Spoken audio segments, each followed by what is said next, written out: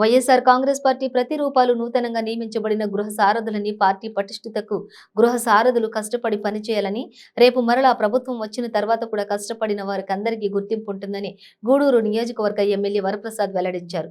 గూడూరు పట్టణంలోని private function హాల్లో నూతనంగా నియమించబడినటువంటి గృహ సారథులతో ఆత్మీయ సమావేశం ఎమ్మెల్యే వరప్రసాద్ ఆధ్వర్యంలో నిర్వహించారు. పట్టణ మరియు నియోజకవర్గంలోని మండలాల గృహ సారథులు పాల్గొన్నారు.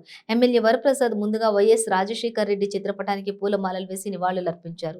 అనంతరం సమావేశంలో ఆయన మాట్లాడుతూ, ముఖ్యమంత్రి జగన్మోహన్ రెడ్డి రాష్ట్రాన్ని పాలిస్తూ మరోవైపు పార్టీ పటిష్టతకు అనేక చర్యలు తీసుకుంటున్నారని, దీనిలో భాగంగా నూతనంగా గృహ సారథులను నియమించడం జరిగిందని, ప్రభుత్వానికి మీరు ఎంతో కీలకమని తెలిపారు.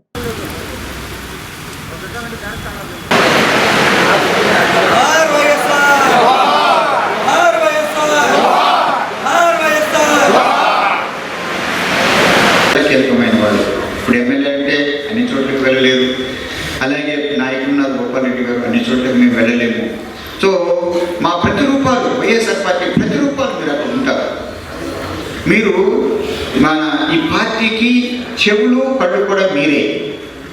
అందుకే చాలా చెప్తున్నాను, గృహసారథులు కన్వీనర్లు, ముఖ్యంగా గృహసారథులు పార్టీకి మీరే కళ్ళు మీరే చెవులు.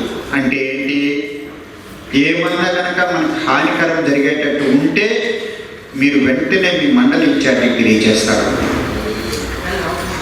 సీరియస్ అయితే మేము అందుబాటులో ఉంటాం. మీరు మండల కన్వీనర్కి తెలియజేస్తే మండల కన్వీనర్ మాకు తెలియజేస్తారు. లేదా చాలా ముఖ్యమైనది అది మీరు వెంటనే మాకు తెలియజేస్తే దాని ప్రకారం మనం వెళ్దాం. తర్వాత మీ కృషి ఎప్పటికీ పోదు, మర్చిపోరు, ఏమీ లేదు. ఎందుకు అందరూ పైన ఉన్నాం, ఎవరికి జీతాలు లేవు. మా గోపాలనికి 1 రూపాయి లేదు,